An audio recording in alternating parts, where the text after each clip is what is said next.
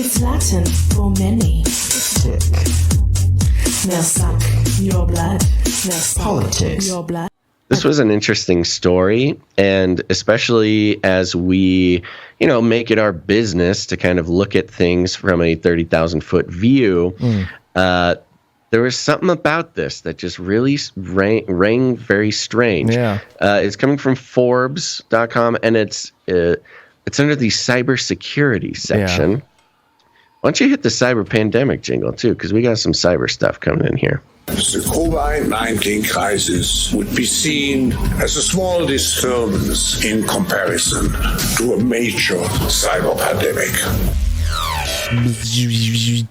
Forbes exclusive. ISIS plotting to assassinate George W. Bush in Dallas. Oh, no. No, not another JFK.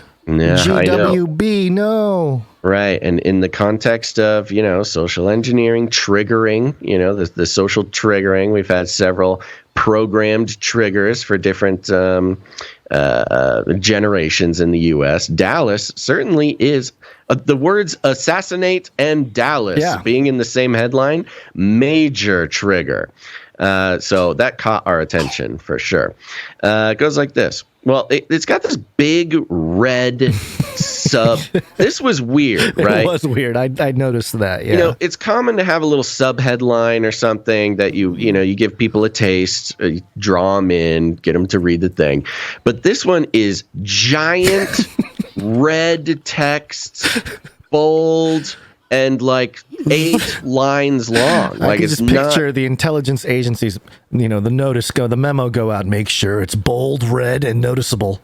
Right. And what this means is what what they're doing is priming you for the rest of the article. So here's the prime that they want to keep you engaged, keep your mind engaged in as you read. And the trick is to try to read it with, let go of the priming and see what it really says. But here we go.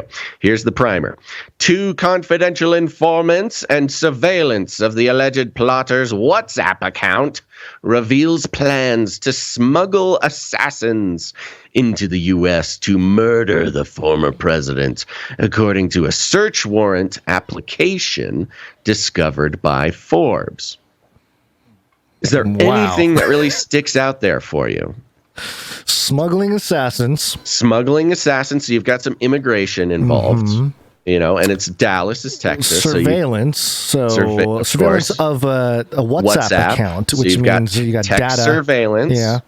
So text surveillance. Yes. What else? At you least got? there's a search warrant application, not there even a actual search warrant. There you go. You've got a search warrant application. So the way I read this is big tech surveillance of the internet stopped illegal immigration to murder the president, the former president, according to a search warrant application. So it was legal. There's an application. We don't know if they actually got it, yet or not. But so the messaging that you're supposed to come at this article with is, legal. The FBI legally surveilled some immigrants, and now George Bush is still alive. All right, let's see what they're saying. An Iraqi man in the U.S. accused of being linked to ISIS operatives was plotting to kill George W. Bush, going so far as to travel to Dallas in November to take video around the former president's home and recruiting a team of compatriots he hoped to smuggle into the country over the Mexican border, according to an FBI search warrant application filed March 23rd and unsealed this week in the Southern District of Ohio. The FBI said it uncovered the scheme through the work of 2 confidential informants. Informants, always good to see informants in action. Yeah, and meanwhile, so they were able to, protect President George W. Bush, but not 20 children in Texas. Former president's more important. where there you don't even need a search warrant. The kid was posting about it. Yeah. Anyways, confidential informants and surveillance of the alleged plotter's account on the Meta-owned WhatsApp messaging platform. The suspect, Shihab Ahmed Shihab,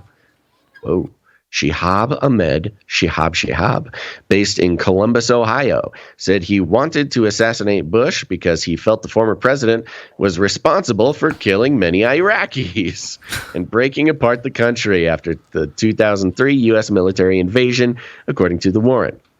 Okay, well, you shouldn't kill anybody, but seems like he had a legitimate concern there.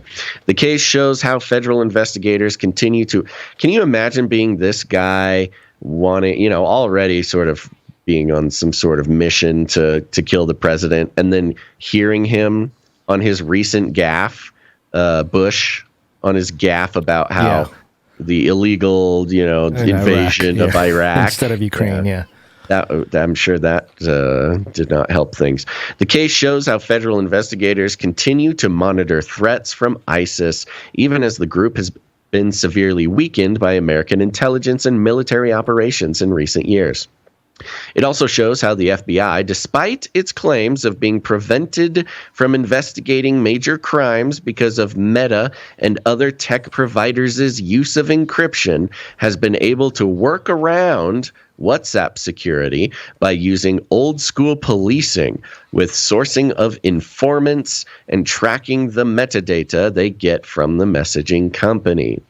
And then they have the pic of a screenshot of the document here talking about the informant. Shihab is an Iraqi national who'd been in the U.S. since 2020 and had an asylum application pending, according to the FBI's search warrant application. Federal agents used two different confidential sources to investigate the plot, one who claimed to offer assistance obtaining false immigration and identification documents, the second, a purported customer of the alleged people smuggler. So they're working with the coyote, who was willing to pay thousands of dollars to bring his family into the country. This is a parenthetical. As the criminal complaint against the suspect has not been made public, Forbes is not publishing the full warrant. According to NBC, he was arrested earlier today, a fact later confirmed by the Department of Justice. Freddie Ford, chief of staff for the office of George W. Bush, said, quote, President Bush has all the confidence in the world in the United States Secret Service and our law enforcement and intelligence communities. Oh, that's nice. In November 2021, Shihab revealed to the FBI insider the plot to assassinate Bush and asked the confidential source if he knew how to obtain replica or fraudulent police and or FBI identifications and badges to help carry out the killing, and whether it was possible to smuggle the plotters out of the country in the same way they came in. Hold on. After their mission was complete. Hold on. According to the warrant. How would this Shihab guy, how would he know the guy, the informants? He wouldn't know that they're FBI, right? But why would he ask them, like, hey, can we get some police badges and some FBI badges? FBI badges, right? What would lead this guy to believe that these other dudes can even get him that stuff? And that's it's very interesting because there's details of this. Now, of course, they don't really tell you what the ruse actually was, and what the, they don't tell you the character that he was playing or whatever. But it does sound a little bit like the FBI informant kind of claimed to be the FBI. You know what I mean? Or like, or like, maybe, like a defective FBI agent or something. I don't know, something. Or like a compromised FBI agent. Right. Yeah, I agree with you, man. We better take that guy down. He, did our country wrong or whatever. Yeah. Yeah, because what would somebody, if you were going to try to assassinate a former president, and you met somebody that, like whoever you meet that you feel comfortable talking to them about this, that plot with. Right. That's already like its own thing. It's a little weird, yeah. But then to be like, oh, so can you get me FBI badges? Yeah, hook me up with the gear. Come on, I need the hardware to make this happen. What would that person have to like convince you of that you would ask if they could get you an FBI badge? Yeah. To me, it sounds like you would need to claim to have some sort of connection with the FBI. You know? Yeah, I mean, no, okay, that's 100%. That the thing that is interesting about just this paragraph is what they don't tell you, like all the stuff that led up to this comment. Right. This and quote. that's the key with this whole story is what they don't tell you. Yeah. And we know from how the FBI works and worked and has worked as recently as like last year. We know how they work, and this is, you know, part of what they do is they take it as far as they can and equip the person as much as they can, and in certain cases that are becoming troublesome for them recently, they come up with the ideas themselves. And so, you know, that's kind of what fills in some of the blanks around here. Let's see here. I was gonna. Did you have talks anything? about the alleged smuggler said he wanted to assassinate another Iraqi general, and then it says here the alleged plotter claimed to be part of a unit called Al Raid, meaning thunder. Which was led by a former Iraqi pilot for Saddam Hussein, who had been based out of Qatar, and it gets into all kind the of goes into there. the story of it. Talks about the Ba'ath Party, kind of gives some background on the Iraqi government. Down here, spying on ISIS via WhatsApp and mobile location. As part of its surveillance of the alleged plotters, the FBI recently received permission to acquire mobile location information from AT&T. It had already used what's known as a pen register on the WhatsApp account, believed to belong to the chief suspect, helping them determine how often the account was used, what numbers it was contacting, and whether or not it was active. Another question I have is why WhatsApp? Now, I understand that WhatsApp is an incredibly popular chat app around the world, especially around the world. Actually, not so much in the U.S., but around the world, WhatsApp is a very popular thing.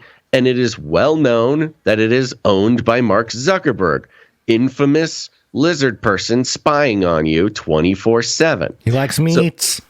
So why would you plan crimes on WhatsApp? It's literally the worst application to plan a crime on, perhaps, unless your new FBI friend. Your buddies are like, hey, it's a great place. Yeah, no one can read it. No, I only chat via WhatsApp. It's a very special FBI application.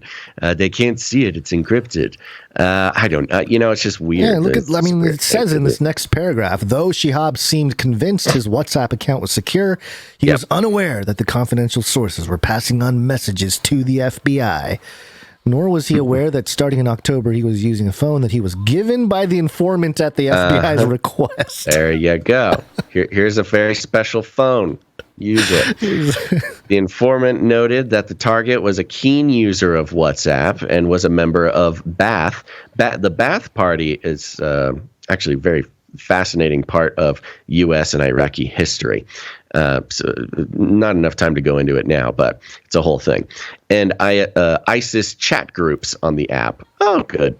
In another conversation with the informant, the suspect claimed to have, quote, been in recent communication with a friend in Qatar who was a former minister in Iraq under Saddam Hussein, who had access to large quantities of money and was messaging him over WhatsApp, the FBI said.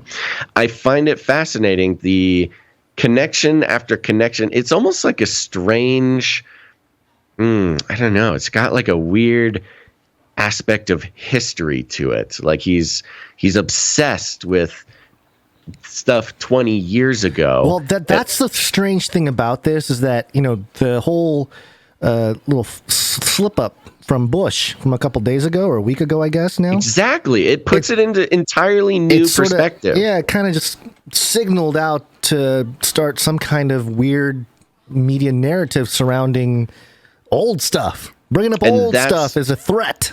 And that's the point. That is exactly the point. Yeah. I think this fits in exactly with that. Let me finish these last two paragraphs, and then we can do a quick breakdown and move on. While the sources were passing on what they learned over WhatsApp through 2021 and 2022, they were also secretly recording the in-person meetings with the alleged plotter, in which additional startling details were revealed, according to the FBI. In one conversation from December, according to the warrant, the suspect claimed to have had just smuggled two individuals associated with Hezbollah, a terrorist organization, according to the U.S., into the U.S. for a fee of $50,000 each. Also, in the FBI court filing, the alleged plotter claimed to be a member of the Resistance. Resistance. And had killed many Americans in Iraq between 2003 and 2006, packing vehicles with explosives and detonating them with U.S. soldiers were near. End of article. They end it with this like, oh yeah, and also here he's a terrorist and blew up Americans. Without, I don't know, it's just like not a very good wrap up of the whole story. So what about that guy? Are we doing anything about that guy who's like actually killed people, or are we just going after this other dude who was plotting stuff? Well, that's him. He was the plotter. He's scheduling stuff. Go after him in his WhatsApp, but hey, let's not worry about the dude that actually has killed a bunch of people and blown people up. You know, I think it was the same guy. That was the alleged plotter. Okay, all right. But he's more of an administrative assistant, like administrative terrorist now. He just makes phone calls. He's retired. He hires the guys. Yeah, who do it. He doesn't do it worked himself. up the chain, so he doesn't have to do as much. He just tells people what to do. Right. And so my thought is, they do a great job of really, again, our younger listeners, it might not sort of mean as much to hear this, but for those who were coming of age during 9/11 and the war in Iraq, these details are really ingrained, like the triggering aspect of all these little details that they're bringing up. Now, you consider the interesting PR resurrection of George Bush over the past couple of years, hanging out with Michelle Obama, hanging out with Ellen, going to football games. And then here's what I think. I think that George Bush had this on his mind when he made his gaffe. Oh, maybe he was briefed about it. And all those old feelings he tried to paint away on his ranch came back up, and he got caught up in the moment. And scary Iraq. Scary. I think he was reminded, like, oh, I did sort of illegally kill millions of people for pretty much no reason, and this is being a huge hypocrite about this and Putin and I think when he made that, and he was making that gaffe to a room of veterans too. Yeah. Or I don't know if it was veterans, but it had something to do with like it was his personal event. Yeah, it was an event that he hosts. It was like his own thing. It wasn't like it was some sort of like veteran targeted event of some kind. Which made it even crazier for him to say that. I think he had his little gaffe because he had just been told that, hey, this guy's been following you. He's planning to kill you. It's because of Iraq. You remember the Iraq stuff there, old Georgie. And do you think he was reading a story to little children? And then the informant came up to his ear and yes, for the kill you, but the FBI saved your life. For the photo op, The photo op, yeah. It was very, that's a 9/11 reference for those of you who may not know. There's old footage of George when W. Bush. When he first heard about the Twin Towers, he was reading. He happened to be in an elementary school classroom reading to children. Yes. With photographers. Yes. And so it's a very powerful image, a Secret Service man bending down and whispering in his ear as he's holding a children's book, and there's all these kids sitting in front of him, and he makes this very serious face. And the key to the whole thing was he finished reading the book before he got up to save the world. He finished reading to the children and then got up to start a war in Iraq. Illegal war in Iraq, and became a war criminal.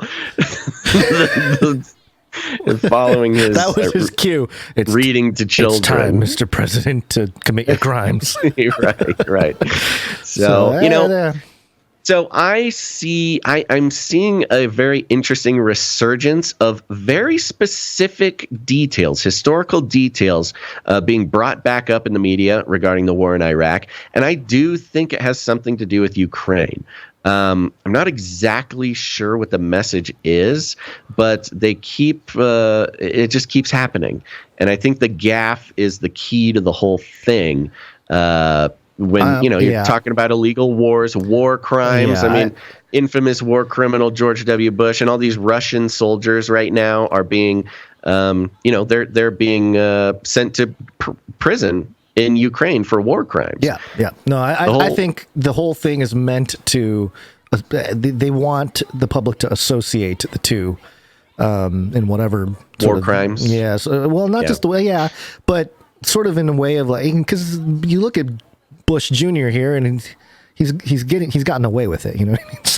So maybe in the same way they're kind of invoking the same magic, you know. Well, and a part of it is that the U.S. The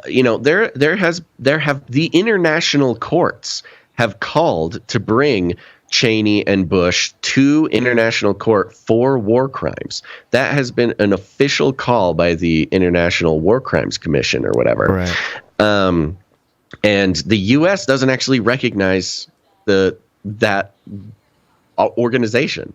They specifically don't recognize it because U.S. president after U.S. president after U.S. president would be called for war crimes. So, considering that Ukraine actively right now this week is sentencing Russian soldiers to either, the last one I saw was life in prison for, shooting a civilian or whatever. So I don't know, man. There's something going on. We'll need to wait. We'll see what happens. The whole thing is suspicious. Very sus.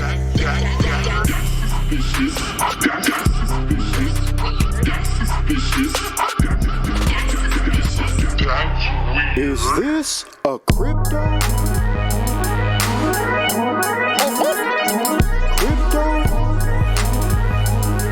Do I look like I know what a crypto is?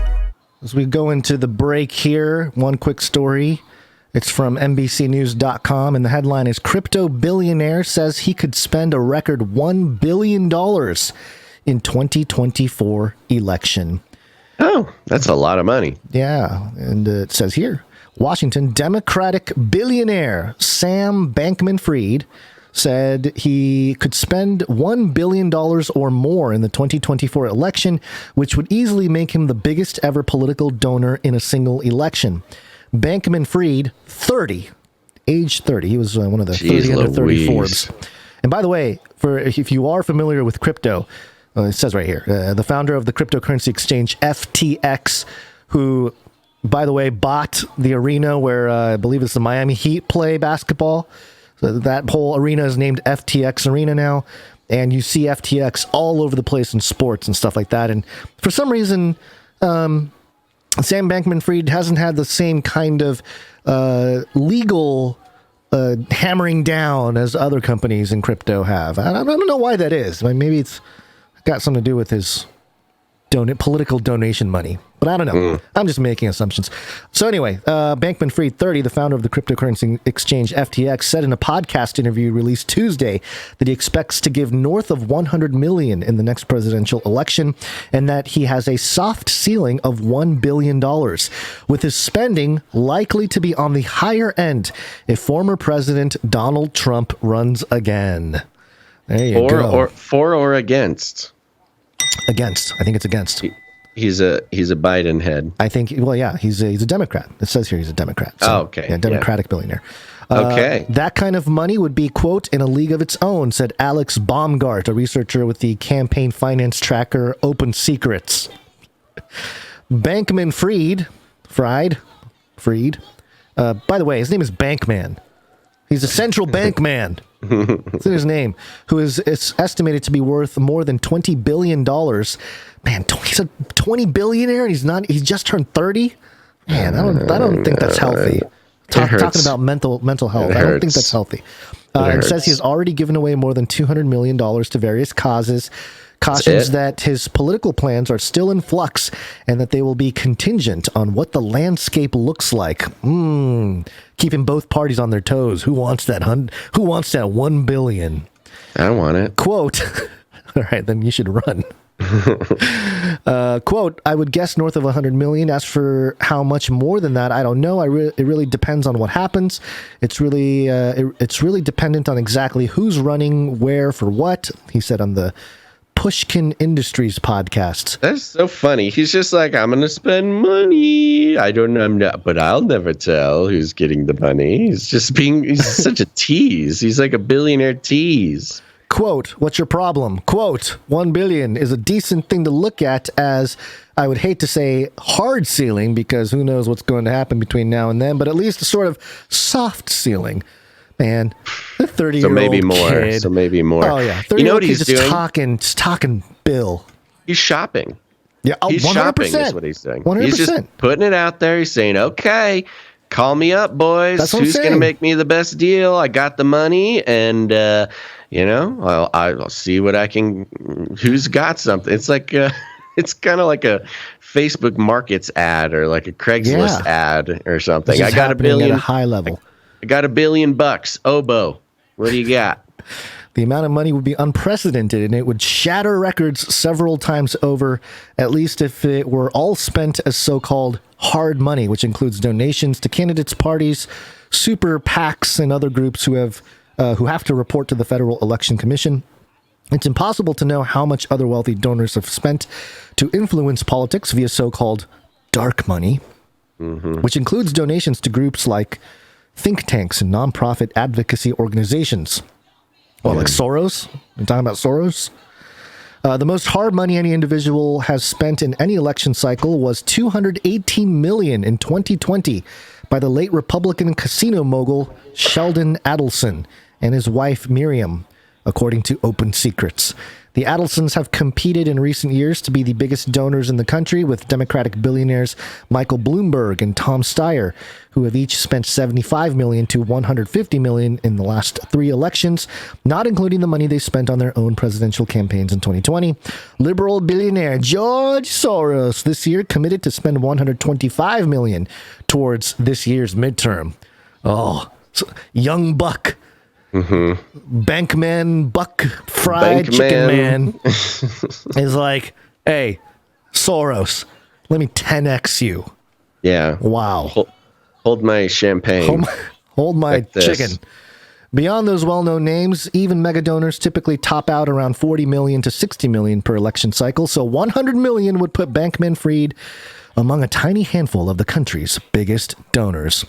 So there you go. You know who's really losing their mind at this news? No. The media. Why? Advertising. That's where most of the money in politics goes. That's why CNN, Fox, all these mainstream corporate news institutions get so crazy during election years, is because that is when they make the money, baby. Political advertising, keeping the legacy corporate mainstream news going, folks. And that's why you can't trust them. But not here, because we're on the Valley for Valley model. Let's take a break. Oh, darn it. I was going to do one more little jingle. Oh, you can do it. You can do it. No, it's all right. Well, now that you've already done this, you have to do it. Okay. Well, I was going to say, if you're going to break the segue, you got to make a new one. I was going to say that the one silver lining to Bankman-Fried, dangling $1 billion out there for the next round of politicians. Bitcoin go to moon. Gotta play Bitcoin crypto rules. The crypto man buying American politics.